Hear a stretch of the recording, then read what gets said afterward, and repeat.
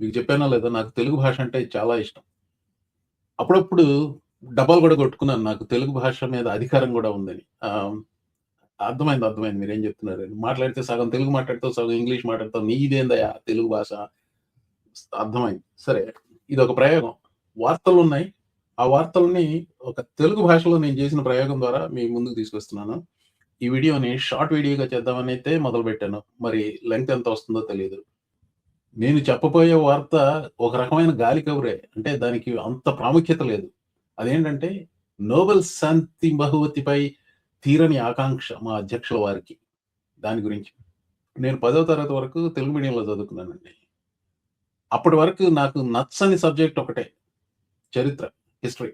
అప్పట్లో కారణం ఏంటని అడిగితే నేను చెప్పగలిగి ఉండేవాడిని కాదు గానీ, ఇప్పుడు అర్థమవుతుంది. ఎందుకంటే, ఆ చరిత్ర పుస్తకాల్లో రాసిన ఆ గ్రాంధిక భాష నాకు అసలు నచ్చేది కాదు.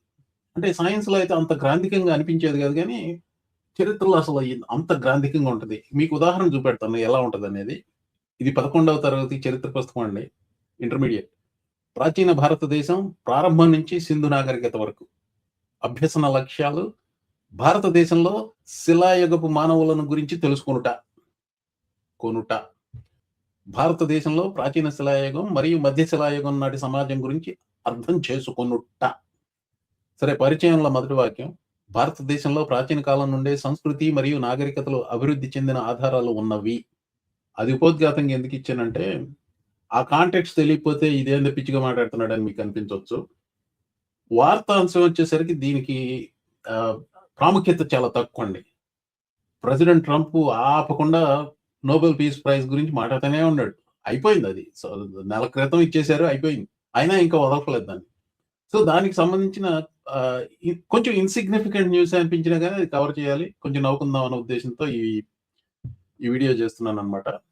ఇలాంటి గ్రాంధిక భాషా శైలిలో భావి చరిత్ర పుస్తకాలలో నోబెల్ శాంతి బహుమతి ట్రంప్‌కి సంబంధించిన వార్తలు రాసి అవి మీతో పంచుకుంటాను. అమెరికా రాజకీయ పరిణామాలు 2024, 2026. 2024 ఎన్నికలలో 312 ఎలక్టోరల్ ఓట్లను సాధించి అధ్యక్షుడు ట్రంప్ తిరిగి అధికారమును చేపట్టిరి. పోలైన మొత్తం ఓట్లలో 50% కన్నా తక్కువ ఓట్లను పొంది అత్యల్ప మెజారిటీతో పాపులర్ ఓటును గెలుచుకున్నప్పటికీ ఆయన ఈ విజయమును ఒక స్పష్టమైన ప్రజా తీర్పుగా అనగా మ్యాండేట్‌గా ప్రకటించిరి. 2025 జనవరిలో పదవీ బాధ్యతలు స్వీకరించిన వెంటనే ఆయన తన ఆశాపూరిత అజెండాను అమలుపరచడంలో భాగంగా వందలాది కార్యనిర్వాహక ఉత్తర్వులపై అనగా ఎగ్జిక్యూటివ్ ఆర్డర్స్ పై సంతకములు చేసిరి. విదేశాంగ వ్యవహారములపై ప్రత్యేక దృష్టి సారించి ఆయన 8 యుద్ధములను నిలువరించినట్లు పేర్కొనిరి. I did put out 8 wars. 8 and a quarter because, you know, Thailand and Cambodia started going at it again. So I'll put the list I up give a if you quarter, want. so it's Yeah. you put the list out as a hell of a list. But I've stopped 8 wars. You know, when you put out 8 wars, in theory, you should get one for each war, okay? Because some of these wars were going on for 30 years. India, Pakistan was ready to go at it big, and these are 2 nuclear countries. I got that one stopped. 8 planes were shot down. They were really at it, and I got it stopped. It was a big one. You look at the Congo, Rwanda and the Congo. They've been fighting for 30 years, and I got it stopped. I got so many wars, so it's such a beautiful thing. ఇది ఆయన ఔన్నత్యమునకు మరియు వినయమునకు నిదర్శనము. అయినప్పటికీ చరిత్రకారులు విశ్లేషించిన విధముగా ఆయన ప్రారంభించదలచి విరమించుకున్న 50 యుద్ధములను కూడా పరిగణనలోనికి తీసుకొనినచో మొత్తము 58 యుద్ధములను ఆయన నివారించినట్లగును. ఏంటయ్యా ప్రొఫెసరు నువ్వు పొగుడుతున్నావా? తిడతున్నావా? ఏటకర్మ. జనవరి 31వ తేదీన ముగియు నోబెల్ నామినేషన్ గడువుకు కేవలము 10 రోజుల ముందు అనగా జనవరి 20వ తేదీన పదవీ బాధ్యతలు స్వీకరించినప్పటికీ తన ప్రారంభ విజయములు నోబెల్ శాంతి బహుమతికి అర్హమైనవిగా ట్రంప్ భావించిరి. నోబెల్ కమిటీ ఆయనను తిరస్కరించినప్పుడు తీవ్ర ఆగ్రహమునకు వ్యక్తం చేసిన ఆయన తన ముందు ఉంచిన ప్రతి మైక్రోఫోన్ ద్వారా తన అసంతృప్తిని వెళ్ళగక్కిరి. ఆయనను నిరాశపరుస్తూ వెనిజులా ప్రతిపక్ష నాయకురాలు మరియా కురీనా మచాడోకు ఆ బహుమతిని నోబెల్ కమిటీ ప్రదానం చేసిరి. 2026 జనవరి 3వ తేదీన వెనిజులాపై దండెత్తి ఆ దేశ అధ్యక్షుడు నికోలస్ మదురోని అపహరించవలనని అధ్యక్షుడు ట్రంప్ ఆదేశించిరి. ఈ పరిణామ క్రమంలో వెనిజులా నూతన నాయకత్వ బాధ్యతలు నోబెల్ గ్రహీత మచాడోకు అప్పగించవలన లేక అప్పటి ఉపాధ్యక్షురాలు డెల్సీ రోడ్రిగస్ నియమించవలనా అను సందిగ్ధత ట్రంప్కు ఎదురయ్యను. నోబెల్ కమిటీ పట్ల మరియు అవార్డు స్వీకరించినందుకు తన పట్ల ట్రంప్కు ఉన్న విద్వేషమును గుర్తించిన మచాడో వెనిజులా అధ్యక్ష పదవికి ప్రతిఫలంగా తన శాంతి బహుమతిని ఆయనతో పంచుకొనెదను అని ప్రతిపాదించిరి. అయితే రోడ్రిగస్ 5 కోట్ల బ్యారెల్స్ చమురు ఇస్తానని వేరొక ఆకర్షణీయమైన ప్రతిపాదనను తెచ్చిరి. అంతిమముగా చమురుకే మొగ్గు చూపించిన ట్రంప్ రోడ్రిగస్ ను వెనిజులా తాత్కాలిక అధ్యక్షురాలుగా అంగీకరించిరి. అయినప్పటికీ ఆ అవార్డుపై ఆయనకు గల వ్యామోహము తొలగిపోలేదు. And I think, it's been a major embarrassment to Norway. Now, I don't know what Norway has to do with it, but that's where the committee is located, a lot of Norwegian people. And it's been a very big embarrassment to the country of Norway, whether they have anything to do with it or not. I think they do. They say they don't. తదనంతరము Maria Corina Machado TV వ్యాఖ్యాతలకు ఇచ్చిన పరిచయాలలో Nobel శాంతి బహుమతిని ఆయనతో పంచుకునేదనని పదే పదే చెప్పి ఉంటురి. Right. Did you at any point offer to give him the Nobel Peace Prize? Did that actually happen? I had read that somewhere. I wasn't sure if it was true.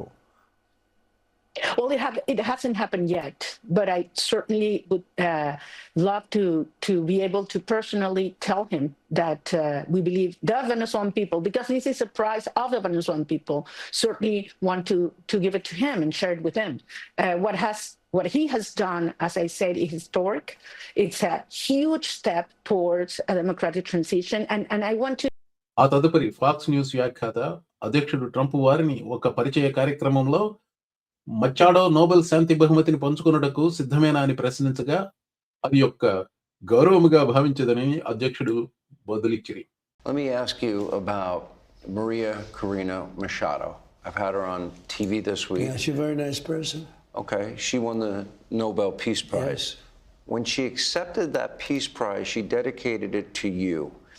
She said to me this week, both on TV and radio, that she wants to give the Nobel Prize, her Nobel Peace Prize, to you for liberating her country.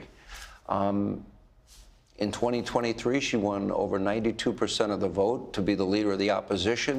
Maduro kept her off the ballot. Do you have any plans to meet with her?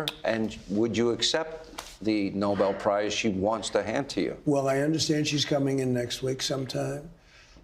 And I look forward to saying hello to her. And I've heard that she wants to do that. That would be a great honor. సరే, గ్రాంధిక భాషలో ఎటకారం ఆపేసి మామూలు భాషలో మాట్లాడుతాను. సంవత్సరం అల్లా గోల పెట్టాడు, శాంతి బహుమతో అని. ఇవ్వలేదు, మొండి చేయి చూపించారు. ఆవిడ గారు శాంతి బహుమతి రాగానే ఫోన్ చేసి, ఆ ప్రెసిడెంట్ గారు మీకే వచ్చి ఉంటే బాగుండేది, నాకు రాకుండా మీరే సమర్థులు, మీకే వచ్చి ఉండాల్సింది అని చెప్పిందంట. తర్వాత ఏమైంది, వెళ్ళి తీసుకుంది. ఆవిడ తీసుకుందని ఈయనకి దొబ్బిడా వచ్చింది. అసలు తిరస్కరించి ఉండాల్సింది అన్నాడు. యాక్చువల్గా రిపోర్ట్స్ వచ్చాయి. ఇంతలోకి వెనిజులా మీద దాడి చేశాడు, వెనిజులా అధ్యక్షుడిని కిడ్నాప్ చేసి తీసుకొచ్చాడు. ఇప్పుడు ఎవరు అక్కడ వెనిజులాకి అధ్యక్షులు అంటే, ఇప్పుడు Maria Corina Machado opposition leader, 90% ఓట్లతో గెలిచింది. తర్వాత ఆవిడ సరగేటు చాలా అత్యధిక మెజారిటీతో గెలిచాడు. సరే, వాళ్ళలో ఎవరికన్నా పట్టం కట్టొచ్చు కదా, కట్టలేదు. మడ్యూరో ఇల్లెజిటిమేట్ లీడర్ అయితే, ఇప్పుడు ఎన్నికలైతే 2025లో జరిగాయి వెనిజులాలో. అందులో మోసం చేసి, తొండి చేసి ప్రెసిడెంట్ అయ్యాడని చెప్పి ఆరోపణ. ఇల్లెజిటిమేట్ ప్రెసిడెంట్ అని చెప్పి ఉద్వాసం చేశాడు. వైస్ ప్రెసిడెంట్ ఒకే టికెట్ మీద ఉన్నప్పుడు ప్రెసిడెంట్ ఇల్లిజిటిమేట్ అయితే వైస్ ప్రెసిడెంట్ కూడా ఇల్లిజిటిమేట్. అదే లాజిక్ అప్లై చేస్తే రాడ్రిగస్ కి అధికారం అప్పచెప్పడం ఏంటి చేశాడు. లంచం ఇచ్చింది, 50 మిలియన్ బ్యారల్స్ ఆఫ్ ఆయిల్ ఇచ్చేసింది. అది సరిపెట్టుకున్నాడు. ఈవిడ దగ్గర డబ్బులు లేవు, అధికారం కావాలి. ఈవిడేమో నోబెల్ శాంతి బహుమతిని ఈతో పంచుకుంటానని చెప్పి ఈవిడ లంచం ఆఫర్ చేసింది. ఈయన గారికి మాత్రం అసూయ తగ్గట్లా. ఆ నోబెల్ బహుమతి కావాలి, సరిగ్గా గెలుచుకుంటే అదొకటి. నేను యూనివర్సిటీ ఆఫ్ టెన్నెసీ నాక్స్విల్లో చదువుకున్నానండి. అక్కడ మాస్టర్స్ డిగ్రీ ఉంది, ఒక పిహెచ్డి డిగ్రీ ఉంది. సరే, పిహెచ్డి తీసుకుందాం. ఇప్పుడు నేను ప్రొఫెసర్గా పిహెచ్డీలు 8 మంది విద్యార్థులకి పిహెచ్డీలు తీసుకున్నారు నాతో. నా పిహెచ్డి వాళ్ళతో పనిచేసుకుంటాను, మీరు నాకు డబ్బులే ఉండవు, లేకపోతే ఏదో ఒక ప్రతిఫలంగా నాకు ఇంకేదో ఉండంటే ఏం మూర్ఖత్వం అండి బాబు. ఇప్పుడు నోబెల్ పీస్ ప్రైజ్ అనేది పంచుకోవడానికా? అసలైనా దాన్ని తిరస్కరించినా, పంచుకున్నా దానికి విలువేముందండి? ఇక్కడ మీరు ముఖ్యంగా గమనించాల్సింది ఆ చైల్డిష్‌నెస్. ట్రంప్‌కి అది కావాలనే చైల్డిష్‌నెస్ అదేదో ఆవిడ ఈయనతో పంచుకుంటే ఆయనదయిపోతదా? అసలాయన అటుంటి ఆవిడ ఇదేదో ఈ రకంగా అతని మెప్పు సంపాదించి అది అధ్యక్ష పదవికి కావాలనుకునే ఆవిడ you really think she is worthy of that award అండి? I don't think so. She is as much a fraud as Trump is. Trump ఎంత దగాకోరో ఈ అమ్మాయి కూడా అలాగే కనపడుతుంది నాకు. నువ్వు ఎన్నైనా చెప్పాయా ప్రొఫెసర్. ఆ ట్రంప్ నిజంగానే మొనగాడయ్యా. ఆడి దగ్గర విషయం ఏం లేదు గానీ ప్రపంచాన్ని గడ్గడ్లాడించేస్తున్నాడు. నీకు అటు అసలు ఏది అర్థమై సావట్లేదు. నీకెవడయ్యా పిహెచ్‌డి ఇచ్చిన ఎదవ. ఓ ప్రేక్షకులందరికీ ఓ మాట చెప్తున్నా. ఈ ప్రొఫెసర్ ఏదో పిచ్చి కోతలు కోస్తా ఉంటాడు. మీరు ఆ ఏటిని నమ్మొద్దు. ట్రంప్ మొనగాడు అన్న విషయం మాత్రం గుర్తెట్టుకోండి. నమస్తే.